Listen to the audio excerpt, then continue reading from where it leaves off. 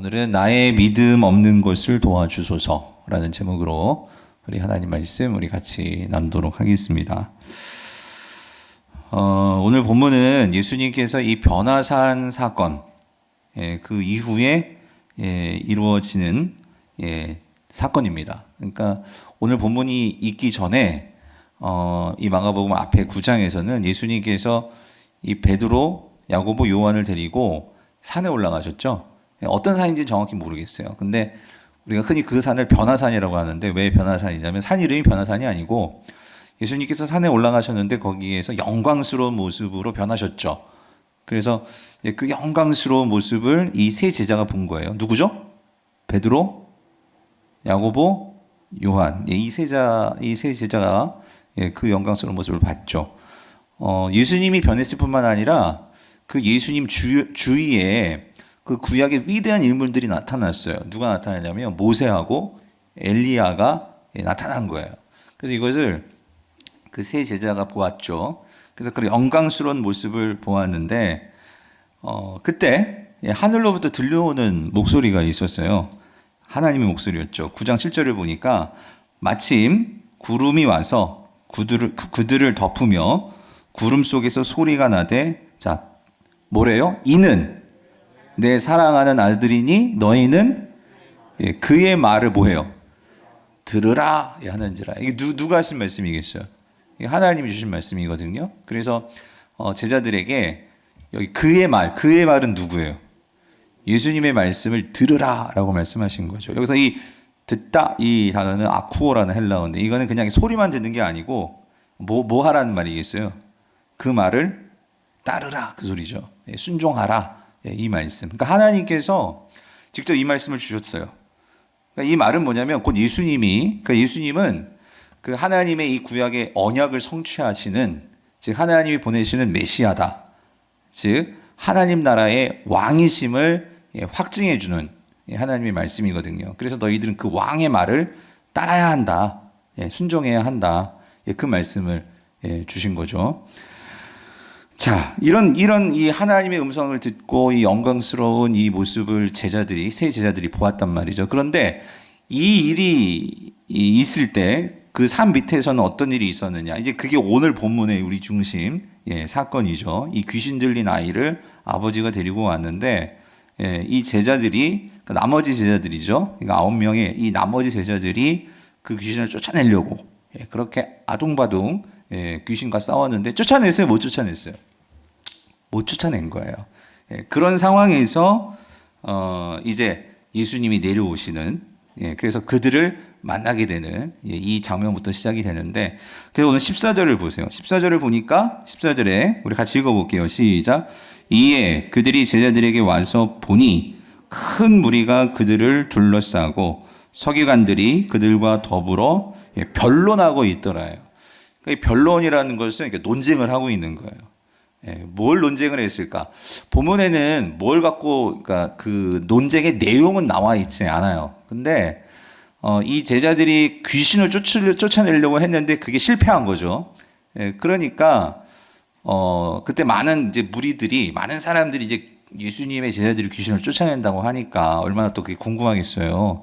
그래서 마치 부구경하듯이 이렇게 막 사람들이 모여서 뭐 어떡하나 보고 막 그랬겠죠. 그랬는데, 막 쫓아낸다고 하긴 했는데 이거를 못하니까 이제 울카니하고 서기관들은 또 그걸 꼬투리 잡아가지고 너희들이 무슨 권위로 귀신을 쫓아낸다고 하고 사람들을 막 선동하느냐 뭐 여러 가지 막 이런 걸로 막 뭐 논쟁하고 싸우고 그러지 않았을까?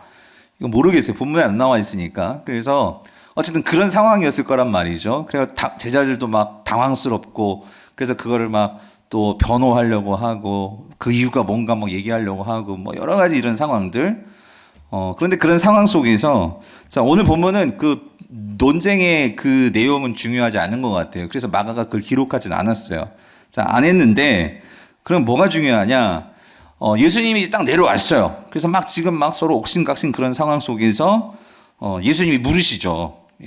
그 무슨 일 때문에 그러느냐라고 물었을 때에 이제 한 사람이 나와서 그러니까 그 논쟁을 일으킨 예, 그 원인에 대해서 이제 얘기를 해주는 거예요. 근데 그게 뭐냐면 17절이죠. 17절, 18절. 제가 읽어드리게 다시 한번 들어보세요. 무리 중에 하나가 대답하되 선생님 말 못하게 귀신 들린 내 아들을 선생님께 데려왔나이다. 귀신이 어디서든지 그를 잡으면 거꾸로죠. 거품을 흘리며 이를 갈며 그리고 파리해지는지라. 내가 선생님의 제자들에게 내쫓아달라 하였으나 그들이 능히 하지 못하더이다요. 자, 여러분 여기서요. 무리 중에 하나라고 그랬거든요. 그러니까 많이 몰려있던 사람들 중에 한 사람이 예수님께서 도대체 무슨 일입니까? 라고 말했을 때에 한 사람이 나와서 지금 이걸 얘기한 거예요. 이거 누구예요? 근데 이 한 사람이. 누구죠?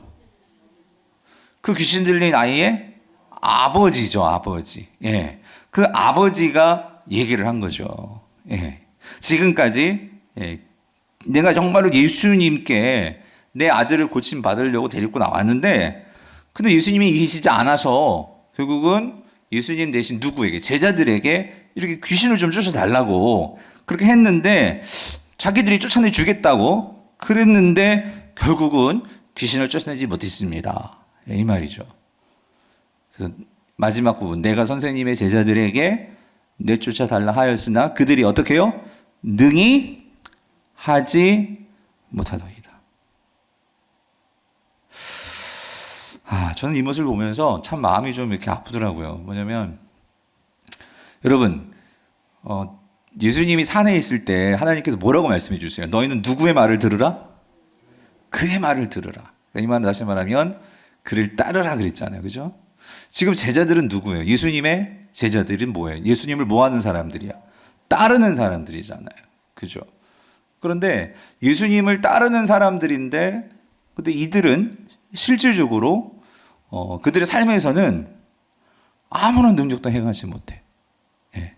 예수님을 따른다고 그들은 결단하고 예수님을 따르며 사는데, 근데 실질적으로 세상 사람들이 그들에게 찾아와가지고 이 귀신 좀 쫓아내 달라고 하는데도 이들은 아무런 능력도 행하지 못하는 모습. 어쩌면 이 모습이 오늘 저와 여러분 우리들의 모습은 아닌지요. 예. 정말 세상 사람들이 세상에서 살아가면서 이들도 어떤 면에서는 뭔가 그 사로잡힘을 당하고 참 해결하지 못하는 그 문제로 힘들게 살아가는 사람들이 참 많은데, 그런 사람들이 예수 믿는다고 하는, 교회 다닌다고 하는 저와 여러분들에게 찾아와서 이런 문제를 가지고 이런 어려움이 있다라고 말을 할 때에 여러분들은 그 사람들에게 뭐라고 시원한 답을 주실 수 있으세요? 그들에게 뭐라고 그 문제에 대해서 그 문제를 끊을 수 있고 떠나가게 할 수 있는 어떤 그런 능력이 있으신가요? 오늘날 교회가 어떤 면에서는 세상에서 우리가 주님을 따른다고 하지만, 그래서 정작 세상이 이제 우리에게 뭔가를 기대하고 나왔을 때에 정말 능력을 보여주길 원하는데, 과연 우리는 정말 예수, 아까 말했잖아요. 너희는 그의 말을 들으라. 하나님은 우리들에게 말씀하시잖아요. 그의 말을 따르라. 우리는 생명의 복음을 갖고 있고 하나님의 말씀을 가지고 있는 자들인데, 그래서 주일마다 지금 복음은 하나님의 뭐예요? 능력이라고 하는데, 오늘 저와 여러분들에게는 능력이 있잖아요. 있어요? 없어요? 있어요? 없어요? 예. 있는데 과연 우리는 삶에서 그런 능력들을 나타내면서 살고 있느냐 말이죠. 어쩌면 오늘 이 제자들 같이 그래가지고 세상 사람들 옆에서 오히려 이렇게 막 이러쿵저러쿵 그런 말을 듣는 모습이 오늘 우리들의 모습은 아닌가. 그래서 참 이 부분을 보면서 그들이 능히 하지 못하더이다. 그러니까 이게 지금 세상 사람이 지금 예수님 제자들을 놓고 하는 얘기잖아요. 그러니까 세상 사람들이 오늘 우리 강부를 놓고 참 뭐라고 말할까. 이 쌍문 3동에 강부구리가 있거든요. 여러분들이 또 오늘 여러분들 중에는 다른 동네 사시는 분들도 계시잖아요. 근데 우리가 이 쌍문 3동에 들어와서 이 교회 우리가 정말 이제 발을 딛고 우리가 이곳에 교회를 세우고 이곳에 하나님 나라의 복음을 우리가 전하기 위해서 우리가 지금 모였는데, 과연 우리는 정말 세상 사람들이 우리에게 와서 뭔가 능력을 보여달라고 할 때 과연 우리는 무슨 능력을 보일 수 있을까? 자, 근데 여러분 이들이 왜 귀신을 못 쫓아냈을까요? 오늘 가장 첫 번째 하나의 질문은 이거예요. 왜 그들은 귀신을 쫓아내지 못했을까? 예. 자, 근데 여러분, 이 부분에 대해서 주님께서 분명히 제자들이 귀신을 쫓아내지 못한 이유를 말씀해 주세요. 예, 여러분, 그게 19절인데, 우리 19절을 같이 한번 읽어볼게요. 시작. 대답하여 이르시되, 믿음이 없는 세대여, 내가 얼마나 너희와 함께 있으며, 얼마나 너희에게 참으리요, 그를 내게로 데려오라 하시며. 그러니까, 제자들이 결국 그걸 수습을 못했어. 해결을 못했어. 그러니까 예수님께서 안 되겠다. 내게 데리고 와. 이 얘기잖아요. 그를 내게로 데려오라. 근데 이거를 데려오라 하기 전에 예수님께서 한마디를 하시는 거예요. 뭐라고 말씀하시냐면, 뭐래요? 제자들에게. 믿음이 없는 세대요. 아니, 내가 언제까지 얼마나 너희와 함께 있어야 하겠냐. 얼마나 너희에게 참으리요. 물론 이게, 학자들은 이게 지금 모든 거기에 모여있는 무리를 두고 한 얘기냐, 아니면 제자들에게만 한 얘기냐, 여러 가지 옥신각신 하기도 하지만, 저는 1차적으로는 지금 주님께서 분명하게 말씀하시는 너희는 누구겠어요? 전 제자들이라고 생각을 해요. 예. 그러니까 제자들에게 왜 너희들, 그러니까 주님이 물론 3명은 데리고 갔지만 나머지 9명은 남겨놓고 가셨잖아요. 세상 속에. 그죠? 예. 그래서 남겨놓고 갔는데, 그러면 이 남겨놓고 간 이들이 예수님을 따르는 제자들이니까 예수님처럼 살아야 되잖아요. 그죠? 예수님처럼 귀신을 쫓아내줘야 되잖아요. 근데 쫓아내지 못하고 능력을 행하지 못한 거죠. 근데 주님께서 거기에 대해서 뭐라고 말씀하시냐면, 뭘 지적하시죠? 그러니까 지금 이 제자들이 귀신을 쫓아내지 못한 데에는 분명한 문제는 여기에 문제가 있었다는 거예요. 어디에? 그들의 믿음의 문제가 있었다는 거죠. 그렇죠? 그래서 주님이 말씀하시는 거예요. 너희는 믿음이 이때 없대요. 없다라고까지 말씀하시는 거예요. 믿음이 없는 세대여라고 말씀을 하시는 거죠. 그래서 이 어투를 보면 한탄인 것 같아요. 주님의 절규이기도 하고. 아니, 언제까지? 그러니까 예수님은 이제 떠나가셔야 되거든요. 이 제자들을 두고 떠나가신단 말이에요. 그죠? 하늘로 이제 승천하시죠. 그러면서 지금까지도 예수님께서 제자 훈련을 시켰고, 예수님께서 하나님의 나라 복음을 전했고, 그랬는데 제자 훈련은 받았어. 말씀 훈련은 받았어. 그런데도 그들의 삶 속에서는 아직도 그 말씀이 작동되지 못하고 있는 이 현실. 근데 그 원인은 믿음에 있다. 믿음의 문제가 있다.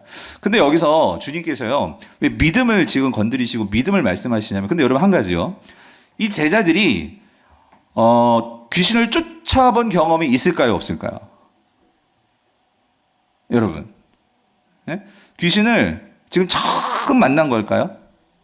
아니라는 거예요. 마가복음 6장을 보면 예수님께서 이 제자들을 전도 여행을 시켜요. 선교 여행을 시켜요. 예수님을 떠나보낸다고. 둘씩 짝을 지어가지고 너희들이 선교 여행을 가라. 전도 여행을 가라. 그래가지고 이들을 보내요. 보내는데 그때 어떻게 했냐면 7절을 보세요. 7절을 보니까 12제자를 부르사 어떻게 하셨어? 둘씩 짝지어서 보내시는데 그냥 보내세요? 아니요. 뭐라고? 더러운 귀신을 뭐하는? 제어하는 뭘 주셨대? 권능을 주셨대요. 예수님께서 무지막지로 그냥 보낸 게 아니고요. 주님의 권능을 주셔서 이들을 보내셨어요. 그래서 이들이 이젠 처음이에요. 처음 주님을 떠나가지고 이제 지금까지는 예수님께서 귀신을 쫓아내는 것도 봤고 또 여러 가지 기적도 행하는 것도 봤고 병 고치는 것도 제자들이 봤죠. 그렇죠? 보고 이제는 주님을 떠나서 이제 둘씩 세상으로 들어가서 이들이 진짜 예수님을 보고 배우고 그들이 믿는 바대로 주님이 너에게 권능을 주셨어. 그 믿음 가지고 들어간 거예요. 어떤 일이 벌어졌을까? 어떻게 되었을까요? 자, 이들이 그렇게 세상 속에서 있고 나중에 돌아와서 보고를 하는데 예수님께 어떤 일이 있었는지 이렇게 보고해요. 12절. 제자들이 나가서 회개하라 전파하고 자, 13절이요. 뭐라고요? 많은 귀신을 어떻게 해요? 쫓아내며. 귀신 쫓아서 못 쫓았어요. 쫓아냈어요. 귀신을 쫓아내며 많은 병자에게 기름을 어떻게 해요? 발라 고치더라. 질문. 이거는 지금 그들에게 믿음이 있음을 보여주는 거예요? 없음을 보여주는 거예요? 있음을 보여주는 거죠. 그렇죠? 예. 믿음이 있기 때문에 이들은 귀신을 쫓아낼 수 있었어요. 예. 자, 근데 지금 오늘 보면 지금 이게 6장이란 말이에요. 이제 3장 지나서 9장에 들어와서 근데 지금 제자들은 귀신을 못 쫓아냈단 말이죠. 예. 아니 왜 그때는 쫓아내고 지금은 쫓아내지 못한 것일까? 뭐 능력이 없어진 걸까요? 예. 권능이 있다가 도망가가지고 이제 없어가지고 그러는 걸까요? 예. 뭐가 문제냐는 거예요. 근데 주님은 뭐가 문제다? 너희들이 뭐가 없다? 그러니까 능력은 있는데 뭐가 없는 거야? 믿음이 없다는 거죠. 믿음이 문제라는 거죠. 믿음에 문제가 생겼다는 거야. 그러면 우리가 두 번째로 질문이 뭐냐면, 자, 그러니까 왜 못 쫓아내느냐? 이제 알았어요. 믿음에 문제가 있다는 거죠. 그러면 믿음이 뭐길래 어떤 점에서 문제가 있냐는 거예요. 자, 이게 두 번째로 우리가 풀어야 할 문제인데, 자, 그래서 여러분 이것을 알기 위해서 오늘 본문에 나오는 이 믿음과 관련된 사람들이, 자, 이 제자들만 있는 게 아니라 또 한 사람 중요한 케이스가 있어요. 그게 누구냐면 이 아버지예요. 아버지. 자, 이 아버지의 믿음을 한번 봐야 돼요. 여러분, 이 귀신 들린 아이의 아버지가요, 그러니까 예수님이 귀신을 쫓아낸다는 그 소식을 들었어요. 예. 너무나 이 아들이 오랫동안 고생했거든요. 고통 가운데 있었거든요. 그러니까 아버지는 이 귀신을 쫓아내고 싶은 거예요. 그런데 그 소식을 듣고 옳거니 기회가 왔다. 그래서 예수님에 대한 그 소문을 듣고, 그래, 이분은 우리 아들을 고쳐줄 수 있어 라는 믿음을 가지고 데리고 나온 거죠. 예. 아들을 데리고 나왔단 말이죠. 근데 예수님이 안 계시니까 그럼에도 불구하고 예수님의 제자라면 믿음을 가지고 예수님 제자들에게 쫓아내 주세요 간청을 하는 거예요. 그랬는데 이 제자들이 결국은 못 쫓아냈단 말이에요. 그러니까 얼마나 그 절망감, 얼마나 그 상실감, 실망감이 컸겠어요. 그래서 그런 마음이 지금 가득한 상황에서 지금 누가 오셨어요? 예수님이 직접 오신 거예요. 무슨 일이 있는데 내게 데리고 와. 자, 그랬는데, 자, 그래서 이 아버지가 아들을 데리고 왔어요. 자, 왔는데, 자, 이 예수님에게 하는 말이 뭐냐면 이렇게 말을 해요. 22절. 자, 뭐라고 말하냐면, 자, 같이 읽어볼게요. 시작. 귀신이 그를 죽이려고 불과 물에 자주 던졌나이다. 그러나 무엇을 하실 수 있거든 우리를 불쌍히 여기사 도와주옵소서요. 자, 여러분, 무엇을 하실 수 있거든이라고 했죠. 근데 여러분 보세요. 이 지금 아버지가 예수님께 처음 찾아올 때의 이유는 뭐예요? 무엇을 하실 수 있거든이었어요? 뭐예요? 한 가지밖에 없어요. 무엇을 하실 수가 있거든이 아니라 내 아들을 뭐 해주셔야 돼? 고쳐주셔야 되는 거예요. 고쳐주셔야 되는 거예요. 예. 그거 하나였어요. 그거. 예. 무엇을 하실 수 있거든이 아니라 이거를 해주시기를 원합니다 하면서 나왔던 거예요. 나왔는데 문제가 생긴 거지. 뭐냐면 이 제자들을 보면서, 이 제자들 누구의 제자예요? 예수님의 제자들이잖아. 그 예수님의 제자들을 거치면서 이 아버지 마음에 첫 번째 절망감이 생긴 거야. 그 절망감이 생기면서 어떤 문제가 생겼냐면 주님을 신뢰하면서 믿음으로 아는데 이 믿음이 뭐 하기 시작했어? 흔들리기 시작을 한 거예요. 예. 믿음이 약해진 거죠. 예. 자, 이거를 주님이 보셨어요. 이 아버지의 마음을 보셨어요. 그랬을 때 주님께서 뭐라고 단호하게 말씀하시냐면 23절이에요. 같이 읽어볼게요. 시작. 예수께서 이르시되 할 수 있거든이 무슨 말이냐. 믿는 자에게는 능히 하지 못할 일이 없느니라 하시니라고 단호하게 말씀하셨어요. 예수님께서. 자, 이렇게 예수님께서 말씀하시자, 자, 이 아버지가 이 예수님의 이 준엄한, 예, 이 단호한 이 말씀을 들었을 때 이게 그의 마음에 꽂힌 것 같아. 예. 여러분, 주의 말씀은요, 생명의 말씀이고 천지를 창조한 말씀입니다. 여러분, 아멘이십니까? 말씀이 정확히 꽂히면은요, 그 사람의 심령이 쪼개집니다. 근데 그 역사가 일어난 것 같아. 증거가 뭐냐면 24절이에요. 24절. 이 말씀을 들었을 때, 자, 보세요. 그 아이의 아버지가 어떻게 해요? 소리를 지르는 거예요, 갑자기. 예? 갑자기 소리를 지르면서 뭐라고 말하냐면 이렇게 이르되 내가 뭐래요? 믿나이다. 그 다음 뭐라고 말해? 나의 믿음 없는 것을 도와주소서예요. 여러분, 여기 좀 이상한 거 있지 않아요? 첫 번째는 이게 궁금하더라고. 이 아버지가 왜 소리를 질렀을까? 예? 소리를 질러요. 소리를. 예. 소리를 지르면서 뭐라고 해요? 내가 뭐라고? 믿나이다 라고 말을 하는 거예요. 그리고 나서 그 아버지가 하는 말이 뭐냐면, 뭐 없는 거? 믿음 없는 것을 뭐예요? 도와달라. 근데 여러분, 아까 예수님께서 한번 호되게 되게 꾸짖은 사람들이 있었어요. 그게 누구였죠? 제자들. 근데 그때 주님이 뭐라고 말씀하세요? 이 뭐 없는 세대요? 믿음이 없는 세대요? 라고 주님께서 말씀하셨단 말이에요. 근데 지금 믿음 없음을 도와주세요, 이 말은 지금 제자들이 하고 있지 않고 누가 하고 있죠? 아버지가 하고 있는 거야. 성도님들, 살면서요 이런 사람들이 있어요. 누군가 누구를 막 혼내. 내가 잘못한 게 아니라 이 사람을 혼내. 그런데 그걸 혼낼 때 옆에서 이런 사람이 있어요. 아, 잘 혼난다. 그래, 나는 아니야. 나는 괜찮아. 이런 사람이 있고요. 어떤 사람은 누구를 혼내잖아요. 그럴 때 그걸 들으면서 나를 돌아보는 사람이 있어요. 나도 혹시 저런 부분이 있지 않나. 무슨 말인지 이해되세요? 여러분, 그 사람들이 삶이 달라지는 거예요. 예. 그러니까 뭐냐면 우리가 살면서 사람들은 다 실수했고 사람 잘못할 수 있어요. 그래서 이게 혼나고 또 거기에 어떤 잘못을 지적받을 수가 있어요. 그런데 그것을 나하고는 전혀 상관없는 이야기처럼 그렇게 살아가는 사람들은 교만해지기 쉽고 더 이상 발전을 안 해요. 그런데 다른 사람들의 그런 잘못을 보고도 나하고는 상관없는 이야기가 아니고 그것을 귀담아 들을 줄 아는 사람은요, 반드시 그 사람은 뭔가 달라져도 달라집니다. 무슨 말인지 돼요? 전 그 사람 같아요. 여러분, 여기서 믿음이 없는 세대라고 주님께서 제자들에게 했는데 그 말을 가슴으로 받아든 사람이 누구냐면 이게 아버지더라고요. 아버지. 아버지는 그 말을 받고 있었어요. 그리고 거기에서 뭘 돌아보고 있냐면 자신을 돌아보고 있는 거예요. 자신을 돌아보면서 맞아, 나도 맨 처음에 예수님께 나올 때 뭘 갖고 나오고 믿음을 갖고 나오고 믿음이 있으니까 나오죠. 여러분 그렇지 않아요? 누구에 대한 믿음이죠? 예수님에 대한 믿음이었어요. 예수님이 병을 고쳐준다는, 예수님이 귀신을 쫓는다는 예수님에 대한 믿음이었어요. 그 믿음을 가지고 나왔지만, 그런데 이 제자들이 그것을 안 되고 그것을 못하는 것을 보면서 이 믿음이 흔들리면서 오늘 본문에서 가장 중요한 핵심은 뭐냐면요, 믿음의 우리의 뿌리를 어디에 둬야 하냐는 거예요. 뿌리를 어디에 두어야 하느냐 하는 게 가장 큰 문제라는 거예요. 여러분, 믿음에서 가장 중요한 것은요, 우리의 믿음의 대상이 누구냐가 정말 중요하다는 거예요.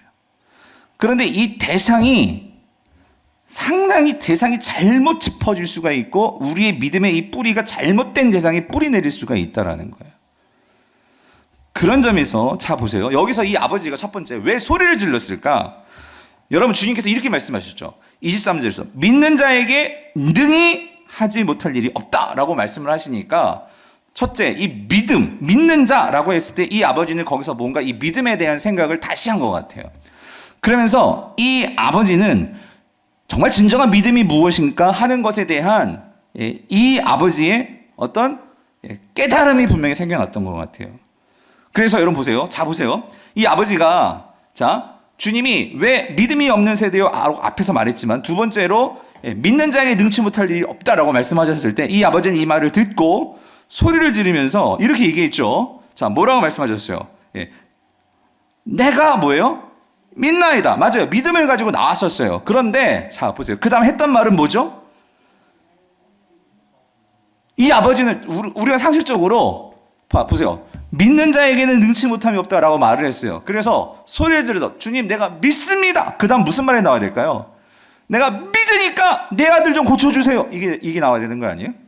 여러분? 내가 이제 정말 주님 믿는 자에게 능치 못함이 없어 라고 말을 했으니까 맞아 내가 믿음이 약해졌구나. 주님 그래요 믿습니다. 그러니까 내 아들 좀 고쳐주세요. 이게 상식적으로 우리의 믿음에 대한 주님에 대한 반응 아니에요? 근데 이 사람은 아들 고쳐주세요 나가는 게 아니라 내가 믿습니다 하고 말한 다음에 뭐를 말하냐면 뭐가 없죠? 그런데 나는 뭐가 없다고? 이거 이상하지 않아요? 믿습니다 그래 놓고서는 또 내가 뭐가 없대? 믿음이 이게 무슨 얘기냐는 거예요. 여러분, 이 아버지는요, 그러니까 왜 소리를 질렀을까? 여기서 자기 자신에 대한 회개가 터져 나온 거예요. 내가 정작 주님을 믿는다고 나왔었는데, 내가 정말 주님을 믿겠습니다 했지만, 그런데 돌이켜보니 나는 정말 주님에 대한 뭐가 없었어요? 믿음이 없었다는 거예요. 그러면 이 아버지가 가지고 있었던 믿음은 무엇일까? 어쩌면 그 믿음은 주님에 대한 진정한 신뢰의 믿음이 아니고 어쩌면 내가 믿고 싶은 것에 대한 믿음일 수 있었다는 거죠. 예. 이 아들이 주님께 가면 반드시 낫는다는 이것이 주님을 정말로 신뢰하는 그 믿음이 아니고 내 기대대로, 내 바람대로, 내 뜻대로 되는 것에 대한 그 믿음이요. 그러니까 내 바람대로 지금 안 되니까 이 사람은 뭐가 흔들렸어? 주님에 대한 뭐가 흔들려 버렸어? 믿음이 흔들려 버렸단 말이에요. 그럼 이 사람 믿음이 있는 거예요, 없는 거예요?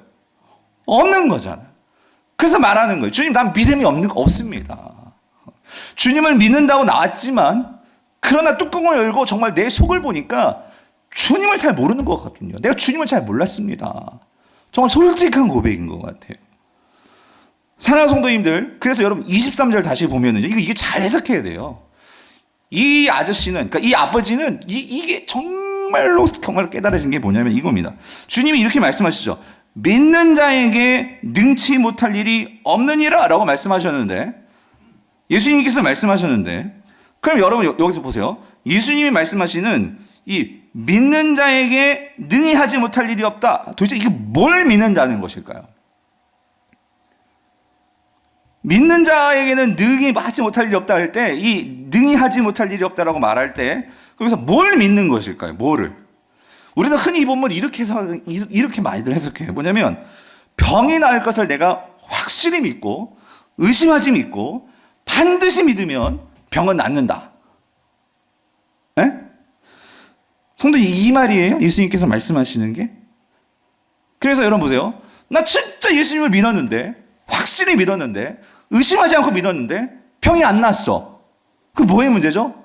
아, 내 믿음이 약해서 그렇구나. 내가 의심을 했구나. 내가 하나님에 대한 믿음이 약하니까 그래서 병이 안 낫는구나. 우리는 믿음을 이 믿는 자에게 능히 하지 못할 일이 없다. 이걸 이렇게 생각해요. 그러면 거기서 여러분 잘 생각해 보세요. 이게 진짜 예수님 믿은 걸까요? 여러분, 그 예수님 믿은 게 아니죠. 내 기대, 내 바람을 믿는 거지. 내 바람을 주님께서 들어주시기를 믿는 거지. 내 믿음의 뿌리가 주님을 믿는다고 하지만 그 뿌리의 중심은 어디에 있어? 내 기대에 있어. 내 뜻에 있다고. 무슨 말인지 이해되세요? 그러니까 이 제자들이 예수님의 제자들이란 말이에요. 고쳐주지 못하니까 뭐가 흔들려 버려? 믿음이 흔들려 버리는 거예요. 믿음이. 예. 믿음이 흔들려 버린다고. 사랑하는 성도님들, 우리가 흔히 이 긍정의 힘, 믿습니다 이거 있잖아요. 믿습니다. 그래서 막 소나무 뽑고 막 이런 거 있잖아요. 이거 하고 정말 우리가 이 주님께 우리의 신뢰의 뿌리, 믿음의 뿌리를 들고 믿는 거하고 이거를 잘 구분을 못할 때가 참 많다는 거예요. 예. 무지막지로 막 믿으면 무조건 다 될 것처럼 막 그냥. 예. 그런데 여러분, 그렇게 기도했는데도 내 남편이 죽고 아들이 죽고 그런 경우가 있습니다. 그러면 주님께 내 믿음이 부족해서예요? 그럼 난 저주받은 거예요? 예? 하나님 날 버리신 거예요? 근데 많은 성도님들이 간혹 그렇게 생각해가지고 주님에게서 믿음이 흔들려 버려가지고 믿음에서 파산나고 신앙이 무너져 버리고 그런 사람들도 많아요. 예. 지금 예수님께서 정말로 이 제자들에게 이 믿음이 없는 세대요 라고 말할 때, 그리고 이 아버지가 막 소리를 지르면서 주님 내가 믿습니다. 그러나 난 정말 믿음이 없습니다 라고 말하는 이게 뭐냐는 거죠. 이것은 뭐예요? 주님, 솔직히 보니까 나의 믿음의 뿌리가 주님께 없었네요. 네? 주님께 내 뿌리에 내 믿음의 대상이 주님이 아니라 나는 내가 정말로 바랬던 이 소망, 이 야망, 이것에 내 마음이 있었네요. 이거를 고백하더라는 거죠. 그래서 이 사람이 주여 내 믿음 없음을 도와주소서, 이 말은 뭐냐면 주님, 내가 정말 주님을 믿게 해주시옵소서. 그래서 어떤 상황, 어떤 형편이든지 거기에 흔들리지 않고 주님을 끝까지 믿고 나아갈 수 있도록 나를 도와주옵소서. 이거를 말하고 있더라는 거예요. 사랑하는 성도님들, 우리가 진정으로 주님을 신뢰하고 믿는다고 하면은요, 우리 믿음 속에 어떤 상황이 개입될 수가 없어요. 그런데 우리 믿음이 흔들리는 이유는 우리의 신앙생활에 수많은 상황과 사람들과 많은 것들이 다 끼어들어요. 그러면 우리가 거기에서 주님을 바라보고 주님을 신뢰하고 나아간다고 우리는 생각하면서도 뭐의 우리가 믿음이 흘러가 버리냐면은 뭘 향하게 되냐면은 그런 사람들의 반응, 사람들의 소리, 어떤 그런 것들에 이게 정말로 이 술에 술탄데 물에 틀탄 다 믿음이 흔들려 버리고 흐리멍텅해져 버리니까 정말 내가 뭘 믿는지도 제대로 모르고, 그리고 내가 예수를 믿는다고 하면서도 그 믿는 것이 어떤 주님에 대한 끝까지 믿는 주님의 신뢰가 아니고 어떤 상황이 좋아지고 상황이 변화되는 그것을 믿으면서 주님을 믿는다라고 생각하는 경우가 많더라는 거죠. 그러므로 여러분, 자 보세요. 성경에서 정말로 예수님을 믿었던 사람들, 사도 바울을 보세요. 사도 바울은 정말 믿음의 뿌리를 주님께 확실히 둔 사람이었죠. 그랬을 때 이 사람이 뭐라고 고백을 하나? 여러분, 지금 사도 바울이 빌립보서를 보면 감옥에 지금 갇혀 있어요. 그 감옥에 갇혀 있는 상황에서도 그는 처음부터 끝까지 기쁨을 잃지 않고 자신의 사명을 잃지 않고 그냥 살아갑니다. 그렇게 살아갈 수 있는 근본이 어디에 있을까? 무엇에 있을까? 여러분, 빌립보서 4장 11절 13절 마지막 절을 보면, 마지막에 보면 이렇게 고백을 하죠. 내가 궁핍함으로 말하는 것이 아니니라 어떠한 형편이든지 나는 뭐 하기를 배웠어요? 자족하기를 배웠다, 이거예요. 여러분, 누구한테 배웠을까요? 예수 그리스도에게 배웠겠죠. 예수 그리스도를 따라가면서 배운 게 뭐냐면 그게 자족이라는 거예요. 자족. 예. 자족이라는 것은 뭐죠? 상황과 상관이 없는 거예요. 상황과 상관없이 주님을 따라가는 게 믿음인데, 그러니까 내 믿음의 뿌리를 주님께 둔 거예요. 주님께. 그러니까 주님께 둘 때 내가 배울 수 있었던 것이 있었어. 그게 뭐냐면 자족이라는 거지. 그럼 자족이 뭐냐? 설명해요. 12절에. 뭐예요? 나는 비천에 처할 줄도 알고 풍부에 처할 줄도 알아. 모든 일 곧 배부름과 배고픔과 풍부와 궁핍에도 처할 줄 아는 뭘 배웠어요? 일체의 비결을 배워놓으라. 이게 무슨 소리냐면, 여러분, 우리는요 당연히 상황이 좋으면, 배부르면 우리는 막 이렇게 편안해지고 배고프면 짜증이 나잖아요. 누구나 다 그런 거예요. 그런데 사도 바울은 그것에 따라서 내 믿음이 흔들리지 않는 거예요. 이거 상관없이 어떤 형편이든지, 그것에 대해서 내가 모든 것들을 감사할 수 있는 이 삶을 나는 배웠다는 거예요. 누굴 통해서? 무엇으로? 13절. 내게 뭐예요? 능력 주시는 자 안에서. 능력 주시는 자 안에서 내가 모든 것을 할 수 있느니라요. 여러분, 여기 능력 주시는 자 능력 주시는 자 안에서 그랬어. 이 누구예요? 능력 주시는 자. 예수 그리스도시지. 예수 그리스도 안에서라는 말은 뭐냐면요, 사도 바울의 가장 많은 표현, 누구누구 안에서, in Christ, 그리스도 안에서. 그럴 때 이것은 믿음을 말하는 거죠. 그의 믿음의 뿌리와 믿음의 대상이 예수 그리스도에게 분명히 있었어요. 예수 그리스도에게. 이것이 분명할 때, 이것이 분명하게 그의 삶에서 믿음의 대상과 뿌리가 예수 그리스도 안에 있을 때, 예수 그리스도에게 있을 때, 그는 어떤 상황, 아니 힘들죠 여러분. 감옥인데, 감옥이 천국 같은 사람이 누가 있겠어요 여러분. 감옥은 감옥일 뿐이에요. 병든 것은 병든 것이고, 가난한 것은 가난한 것이에요. 그런데 그것이 예수 안에서 누리는 이 복음의 기쁨, 예수 그리스도와 누리는 이 기쁨에 어떤 것이 껴들어갈 수가 없는 거예요. 왜? 오늘 그 안에서, 내가 예수 그리스도 안에서 누리는 그 주님으로 인해서 내가 내 삶에 뿌리가 견고하게 내려졌을 때, 그 주님은 결코 흔들리시는 분이 아니니까. 그 주님은 영원까지, 영원토록 나와 함께 해주실 뿐만 아니라, 그분은 하늘에서 말씀하셨잖아요. 너희는 누구의 말을 들으라? 그의 말을 들으라. 하나님께서 직접 말씀하신 그 예수 그리스도이시기에 이게 분명하니까, 그 삶을 거기에 꽁꽁 묶으니까 어떤 바람이 오고 어떤 환란이 와도 거기 흔들리지 않고, 지금 내 상황에 거기에 지금 휘둘리지 않고, 그래서 믿음 없음을 도와주옵소서. 여러분, 지금 다 끝난 게 아니란 말이에요. 예수 그리스도가 지금 내 앞에 있고, 그런데 나는 지금 주님이 일하시지도 않았는데 주님에 대해서 그냥 뭐라고 생각하고 있어? 당신도 똑같을 것 같아. 제자들도 못했는데 당신도 하겠어? 하는 이 마음이 순간 드니까 할 수 있거든. 여러분, 할 수 있거든. 뭐냐면 지금 상황에 완전히 사로잡힌 거예요. 이 형편에 완전히 사로잡힌 거지. 주님이 앞에 계신데도. 주님을 신뢰하며 나가야 되는데.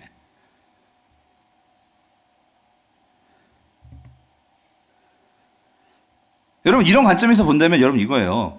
제자들이 아까는 주님이 권능을 주시고 내보냈을 때 귀신을 쫓아냈잖아요. 그죠? 그때는 쫓아내고 왜 지금은 쫓아내지 못했을까? 여러분 왜 그랬을까요? 왜 그랬을 것 같아요?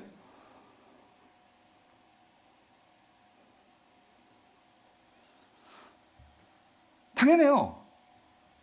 맨 처음에 나갈 때도 여러분 그때도 믿음을 가지고 나갔을 거예요. 뭐에 대한? 주님이 나에게 뭘 주셨어? 권능을 주셨어. 그렇죠? 그런데 여러분 이거죠. 자신의 믿음의 뿌리를 어디다 내렸어요? 주님께 내린 거예요. 주님께. 달달달달 떨면서 그러나 주님이 우리에게 권능을 주셨고 주님이 말씀하셨고 그래서 주님 말씀 따라가는 거고 주님을 신뢰했고 그러니까 나가니까 주님께 모든 것을 두고 나아가니까 귀신이 떠나가더라는 거예요. 그런데 지금 상황에서는 제자들이요 한번 쫓아내 봤거든요. 네, 쫓아내 봤고 그리고 이제는 그러니까 서로가 그때 막 기뻤거든요. 막 그냥 그래가지고 막 기쁨에 충만해가지고 야 우리가 귀신을 쫓아냈네. 야 나도 파워가 있나 봐. 능력이 있나 봐. 하면서 그 믿음의 뿌리가 조금씩 어디로 갔냐면 나에게 있었어. 나에게. 사람들의 반응에 있었어. 와 그때 당신들이 귀신 쫓아냈지 않았습니까? 하면서 그러다 보니 내 마음의 중심과 내 생각과 이 모든 것이 주님께 간 것이 아니고 뭐에 있어? 내 경험, 내 어떤 나의 어떤 그런 잘남 이런 게 있다 보니 이렇게 오다 보니까 이 믿음이 없는 게 아니죠. 나 쫓아낼 수 있어. 나 그때 했었어. 처음과 좀 달라진 거죠. 그랬을 때 여러분 귀신 정확히 알아요. 지금 너의 마음의 중심이 지금 여러분 귀신 쫓아내는 것은 결국 내 권세로 쫓아내는 거예요? 아니에요. 예수 그리스도의 권세로 쫓아내는 거죠. 그런데 그 권세가 지금 뭘 갖고 지금 장난치는 내 권세인 것처럼 이렇게 하니 귀신은 너무 정확하게 잘 알죠. 그러니까 뻗팅기는 거지. 나가지 않는 거지. 예. 사랑하는 성도님들, 오늘 우리가요 어떤 면에서 신앙생활을 하면서 내가 교회는 오래 다녔고 또 신앙생활 이제 뭐 기도도 하고 큐티도 하고 말씀도 잘 알고 뭐 지식도 있고 그런데 우리가 한번 잘 봐야 된단 말이죠. 뭐냐면 우리의 믿음의 뿌리가 견고하게 주님께 계속 내려지는 건지 아니면은 우리가 어떤 형편과 상황에 따라서 그냥 그것에 반응하는 그런 나의 믿음인데도 내가 믿음이 좋다고 생각하고 주님을 신뢰한다고 생각하고 우리가 혹시 내 자신을 믿으면서 나의 욕심, 나의 어떤 그런 야망, 나의 꿈, 나의 소망 이런 것들을 마치 믿음인 것처럼 우리가 그렇게 잘 포장해가지고 그래도 주여 믿습니다. 예? 믿는 자에게 능치 못함이 없어. 난 믿어. 잘 될 거야 하면서 우리의 믿음의 그 근거와 뿌리가 주님이 아니라 어떤 뭔가 기대, 어떤 뭔가 결과, 어떤 뭔가 이렇게 예수 믿고 잘 되고 성공하고 뭐 이런 거에 내 마음에 다 지금 이게 지금 거기에 지금 뿌리를 내고 있는 것은 아닌지 우리는 그거를 정말 돌아봐야 한다는 거예요. 사랑하는 성도님들, 예수님을 믿는다면 우리가 예수님이 나의 삶을 주관하신다는 것을 믿는다면 여러분 그 사람은 온전히 주님을 신뢰할 수밖에 없어요. 당연히. 왜? 하나님이 말씀하셨잖아요. 그의 말을 들으라. 예. 그 주님은 그냥 주님이 아니고 우리 모든 만물의 왕이시고 우리 모든 삶의 주인이십니다. 그럼 당연히 우리는 그 말을 들어야 되는 거예요. 들을 수밖에 없고 그러므로 우리가 온전히 그 주님을 신뢰하면서 나아간다면 우리는요 여러분 한 가지 분명한 거 있어요. 우리가 진짜 주님을 신뢰하고 주님을 따른다면 우리는요 자유하게 돼요. 뭐로부터 자유하냐면 내가 스스로 이 상황을 통제하려고 하지 않아. 내가 이 상황에 대해서 내 기대대로 안 된다고 할지라도 그것 때문에 불안해하고 그것 때문에 그렇게 막 그냥 땅이 꺼진 것처럼 그렇게 살지 않아. 왜냐하면 이 모든 상황을 주관하시는 분은 누구신데? 하나님이신데. 그런데 그렇게 주님께 나아가는데 아들이 고쳐지지 않으니까 열받는 거지. 화나는 거지. 아니 나 당신 믿고 왔는데 당신 제자들 믿고 왔는데 왜 안 돼? 그러니까 이거는 믿음을 갖고 나왔지만 그 믿음은 주님께 있었던 믿음이 아니었단 말이에요. 오늘 우리의 믿음이라는 것이 그렇지 않냐고. 물론 그렇게 믿고 나아갔는데 잘 되면 너무 좋죠. 병 나가고 고침받고 문제 해결되면 정말 누가 다 할렐루야겠지. 그런데 여러분 예수님께서 뜻이 다른 데 있을 수도 있잖아요. 예수님께서 다른 뜻을 가지고 우리를 다른 방향으로 돌리려고 그렇게 하실 수도 있잖아요. 그렇다면 우리가 정말로 주님을 신뢰한다면 여러분 이렇습니다. 진짜 주님을 신뢰하는 것을 배우고 주님께 뿌리를 두고 이것이 더욱더 믿음이 견고해지는 사람들은 그 말이라니까요. 자족한다는 게 그냥 좋은 말이 아니고요. 그 주님을 정말 신뢰하기 때문에 어떤 상황이 껴들고 어떤 상황이 내 기대대로 안 될지라도 그것이 나를 주관하지는 못하는 거예요. 그런데 우리는 신앙생활을 막 10년, 20년, 30년 했는데도 여전히 우리가 상황에 그냥 쪼들리고 상황에 그냥 사로잡혀가지고 우리 믿음이라는 게. 그러니까 세상 사람들이 교회 다니는 사람 봐도 저 사람이 교회 다니는 사람인지 믿음이 있는 사람인지 예수를 믿는 사람인지 예수를 안 믿는 사람인지 똑같은 거예요. 혹시 우리 믿음이 그런 믿음이 아니냐고. 주님께서 크게 안타까운 거예요. 믿음이 없는 세대, 내가 언제까지 너희들과 함께 하겠니? 그 말은 뭐냐면 주님 곁에서 그렇게 보고, 여러분 이겁니다. 그래서 믿음이 있다 없다는 게 여기서 나타나는 거예요. 믿음이 있다는 것은 결국 주님을 닮게 되고 있어요. 주님을 닮아간다고. 네. 그런데 믿음이 있어도 주님의 모습이 나타나지 않는다는 것은 여러분 그것은 결국 믿음이 없다는 거예요. 여러분 예수님께서 직접 말씀하셨어요. 요한복음 14장 12절을 보면 이렇게 말씀하시죠. 내가 진실로 진실로 너에게 이르니 나를 믿는 자는 뭐래요? 내가 하는 일을 그도 뭐하여? 이게 무슨 말이에요? 나를 믿는 자는 결국 주님을 사랑하는 자예요. 주님을 따르는 자라고. 주님을 따르니까 당연히 누구 일을 하겠어? 주님 일을 하겠지. 예수님이 하시는 것 같이 일을 하겠지. 예수님이 하시는 것 같이 삶을 살겠죠.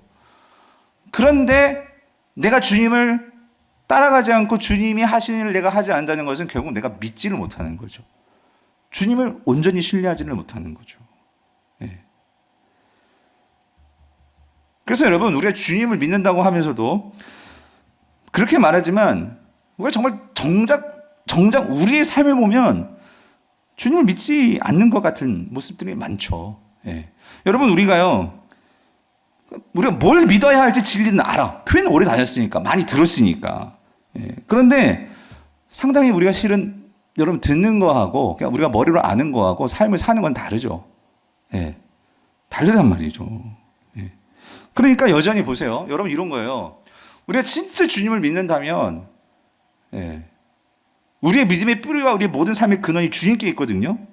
그런데 여러분 복음은 우리를 자유케 하고 우리 안에 기쁨을 주는 게 복음이에요. 이 말은 뭐냐면 우리의 삶의 모든 중심과 모든 것이 주님께 있습니다.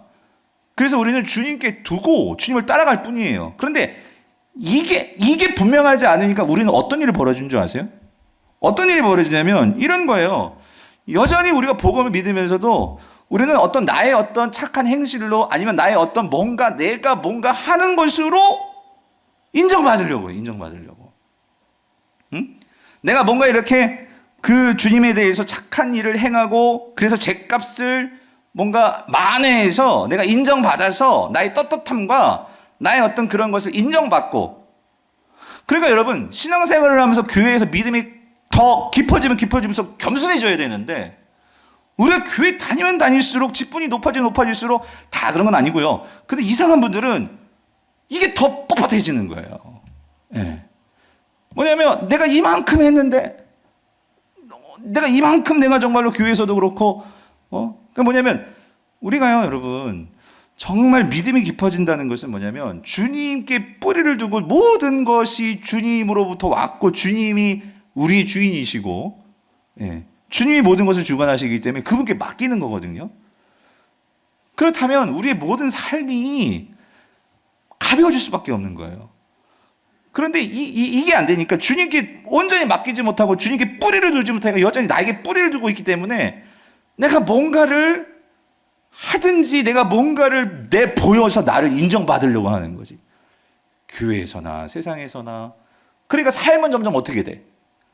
무거워지는 거예요. 힘들어지는 거예요. 무거워지니까 어깨 힘들어가고 목소리에 힘들어가고 예, 신앙생활이 어떻게 돼요? 기쁨이 아니라 교회는 어지만 즐겁지가 않은 거지. 그런데도 내가 이제 이 다닌 게 벌써 30년, 20년 예? 그 교회에서 이제 직분도 달렸고 그러다 보니까 내 신앙생활이 자유함이 없어요. 기쁨이 없어요. 예. 상황에 따라서 그러니까 막 화도 나고 막 그냥 큰 소리도 나가고. 여러분 혹시 우리 신앙생활이 점점 그렇게 되고 있지 않냐고요? 예?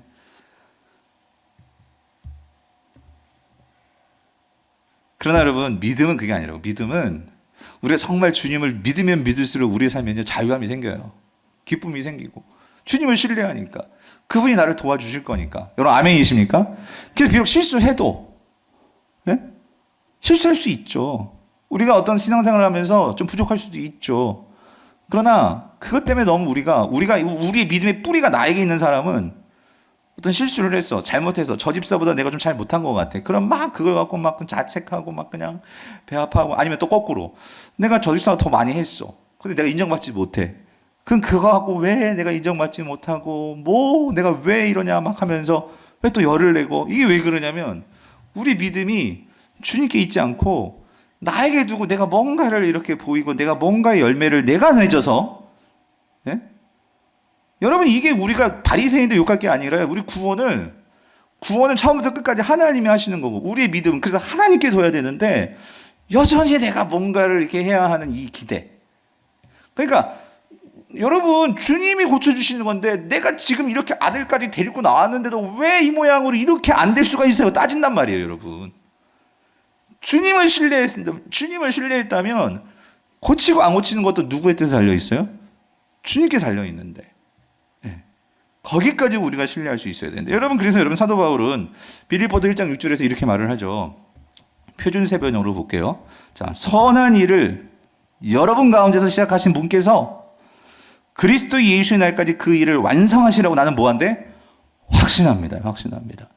여러분 여기에서 처음부터 끝까지 내가 들어갈 수 있는 것은 아무것도 없어. 처음부터 끝까지, 이건 구원을 말하는 거지만 우리의 모든 일에 있어서 주도권과 모든 것은 하나님께 있어요. 그렇죠? 그러므로 우리는 뭐 할 뿐이야? 그 주님을 뭐 할 뿐이야? 신뢰할 뿐이지. 확신할 뿐이지. 그런데 여러분 이게 여러분 세상에서요, 우리 보잖아요. 그럼 대통령도 다시 또 구속되고 세상의 권력, 세상 사람들 아무리 힘 있다고 해도 우리가 신뢰할 게 못 돼요. 근데 우리 하나님은 우리 보고 믿으라고까지 하시는데, 그런데도 우리는 믿음을 하나님께 두지 못하고 조금은 나한테 남겨둬가지고 내가 살 구멍 만들어 놓고 우리가 그런 미련함이 있지 않냐는 거죠. 근데 주님은, 바울은 그래요. 난 그래서 확신한다는 거죠. 누구를 신뢰한다고? 하나님을 신뢰한다. 예수 그리스도를 신뢰한다. 목회를 하다 보면 참 가슴 아플 때가 있어요. 성도님 가정에 신방을 하다 보면 그런 거예요. 목사도 기도하죠. 하나님 제발 고쳐주세요. 왜 이런 일이 일어납니까? 네? 너무나 가슴 아픈 일이 벌어지면 정말 가가지고 뭐라고 신방할 때는요, 뭐라고 이루어야 될지 정말 믿습니다 하고 갑니다. 주님 낫게 해주실 줄 믿습니다. 여러분 그렇게 기도해야지 주님 뜻대로 해주십시오 이렇게 얘기할 수 없잖아요. 예. 그런데 여러분 그 상황에서, 그래서 제가 초창기는 이 담임 목사 초짜니까 막 그런 막 엄청난 힘든 일을 당하면은 너무 막 이게 막 스트레스가 막 쌓이는 거예요. 빨리 그냥 담임 목사 안 하고 싶은 거예요. 왜냐면은 그러니까 안 하고 싶다는 게 안 하겠다는 소리가 아니고요. 가서 뭔가 목사님도 말을 해야 되잖아요. 뭘 어떻게 위로하겠어요. 그런데 제가 이제 조금씩 이제 담임 목사 이 연수가 이제 늘어나면 제가 한 가지 분명하게 깨달아지는 게 있는데, 그게 뭐냐면요, 여러분 우리가 중요한 건 이거예요. 정말 물론 우리가 상황이 좋아질 것을 믿어야 돼요. 그렇지만 우리가 진짜 믿는 것은요, 상황을 뛰어넘어 누구를 신뢰하는 거예요? 예수님을 신뢰하는 거예요. 하나님을 신뢰하는 거라고. 이게 분명하지 않으면 상황에 따라서 우리 믿음이 흔들린단 말이에요. 예? 주님을 신뢰하자는 거지. 주님을, 신실하신 주님을 신뢰하자는 거지. 예? 좀 이따 같이 기도하겠지만 우리도 오늘도 이게 엄명희 권사님 그 남편분, 그분이 폐암이시거든요. 그래가지고 여러 가지 치료하고 했는데도 안 되더니만 지금 다시 병원에 들어가셨는데 지금 머리까지 지금 전이 되셨어요. 예. 그래가지고 항암을 10번 해야 되는데, 머리 항암을. 예. 근데 오늘도 권사님과 통화하면서 이걸 뭐라고 낫게 해주실 거예요? 여러분 이렇게 말을 해야 돼요. 어떻게 얘기해야 돼요? 예? 어떤 상황이든지 오늘 이 설교를 준비하면서 계속 그 생각이 드는 거예요. 예? 믿는 자에게 능치 못할 일이 없다. 우리가 이 말씀을 적용할 때 참 이렇게 많이 적용하기 쉽잖아요. 주님 나 믿습니다. 그러니까 능치 못할 일이 없다. 그러니까 나을 줄 믿습니다. 그렇게 기도를 하죠. 하지만 거기에서 더 나아가서 진짜 우리가 정말 신뢰해야 될 것은 신실하신 주님을 신뢰하는 거 아니겠어요? 예? 우리 하나님께서 그 권사님뿐만 아니라 모든 영혼을 사랑하시잖아요. 그래서 십자가에서 아들까지 다 내어주신 분이 우리 주님이시잖아요. 예. 우리가 정말로 그 주님을 진짜 신뢰한다면, 그래서 여러분 우리가 이 기도해야 된단 말이에요. 주님, 나의 믿음 없음을 도와주소서. 예? 주님에 대한 믿음 없음을 도와주시옵소서. 우리는 상황을 보고 주님을 믿기 쉽단 말이에요. 그게 아니라 주님을 보고 상황을 봐야 되는데, 예. 주님, 오늘 우리 모두가 오늘 이 밤에 상황 보고 주님 보는 게 아니라 주님 보고 상황을 볼 수 있도록, 예? 우리의 눈을 열어주시고, 그래서 이 아버지가 소리를 지르면서 주님, 내가 믿습니다. 그러나 나의 믿음 없음을 도와주옵소서 라고 말했던 것처럼, 주님, 우리 정말 이 세상을 살아가면서 우리의 힘으로 감당할 수 없기에, 그래서 우리는 주님을 만났고 그 주님을 신뢰하고자 이 자리에 나왔고, 그래서 주님, 우리의 믿음의 뿌리를 주님께 두고 더 견고히 주님께 뿌리를 내리고, 그래서 오히려 성도는 주님 안에서 자유함을 누리는 어떤 상황이든지, 찬양에는 우리가 빈들이든지 초가 삼간이든지 궁궐이든지 어느 곳이든지 상관없이 내 주 예수 모신 곳이 그 어디나 뭐예요? 하늘나라, 하늘나라. 주님, 정말로 이런 신앙으로, 이런 신앙인이 될 수 있도록, 여러분, 그래서 저와 여러분들이 그런 삶을 사는 모습들을 세상 속에 보인다고 생각해 보세요. 세상 사람들이 우리를 보고 어떤 생각을 하겠어요? 예수 믿고 싶지 않겠어요? 예수 믿는 맛이 있는 거구나 라고 생각하지 않겠어요? 그런 삶을 살아내는 것이 전도요, 그것이 선교고, 예, 그런 모습으로 여러분 한 사람 한 사람을 주님께서 부르셨음을 여러분 믿으시기를 바랍니다. 예, 내가 그런 모습으로 살 수 있게 하여 주시옵소서. 그래서 주님께서 말씀하시는 게 29절이에요. 이르시되 기도 외에 다른 것으로는 이런 종류가 뭐예요? 나갈 수 없느니라. 여러분, 기도, 병 낫게 주시옵소서, 이 기도가 아니고요. 여기서 이 기도라는 건 뭐예요? 내가 정말로 그런 약한 자이기 때문에 나는 주님을 신뢰합니다. 주님을 의지합니다. 이거를 우리의 행동으로 보이는 게 뭐예요? 기도라는 거예요, 기도. 여러분, 진정한 믿음은 행동으로 나올 수밖에 없어요. 주님께 뿌리를 두는 사람은 그의 뿌리를 둠을 보여내는 신앙적인 행위가 뭐예요? 기도라는 거예요, 기도. 예. 내 삶에 기도가 없다는 것은, 머리는 알지만 내 삶에 기도가 안 나온다는 것은 뭐냐면요, 제자들하고 똑같아. 주님을 믿습니다 하면서 귀신을 쫓아낼 줄 믿습니다 하면서도 삶에 정말 주님을 신뢰하는 태도가 없으니까 여러분, 기도 없이도 살아가는 거죠. 무슨 말인지 이해되세요? 예. 주님을 내가 정말로 신뢰한다면 나의 삶 속에서 기도는 결국 하나님께 내 머리를 숙이고 내 무릎을 꿇고 주님께 나아가서 겸손함을 표현하는 거죠. 주님 도와주시지 아니하시면 난 정말 살 수 없습니다. 오직 주님만이 모든 것이 되십니다 라는 것을 날마다 매일매일 순간순간마다 내가 정말로 보이는 나의 신앙의 행위가 뭐예요? 기도지, 기도. 기도를 해가지고 막 소나무 뽑아가지고 나의 어떤 목적과 나의 야망과 이걸 성취하는, 그게 기도가 아니고, 진짜 주님을 신뢰하기 때문에 주님 뜻을 따라 너희는 그의 말을 들으라. 주님이 무슨 말씀을 하시든지 내가 그 말씀을 따라가고 순종할 수 있게 도와주시옵소서. 여러분, 그게 기도란 말이죠. 예. 오늘 이 밤에 주님, 그런 주님의 신실함을 가지고 내가 어떤 상황이든지 그 상황 속에서 주님의 뜻을 보일 수 있도록, 그렇게 나아갈 수 있도록, 그래서 그것을 받아들이고 그 속에서 하나님이 선을 이루실 수 있도록 내가 그렇게 살아갈 수 있도록 나에게 힘을 주시옵소서. 여러분, 그것을 기도하는 저와 여러분들 되시기를 간절히 바랍니다.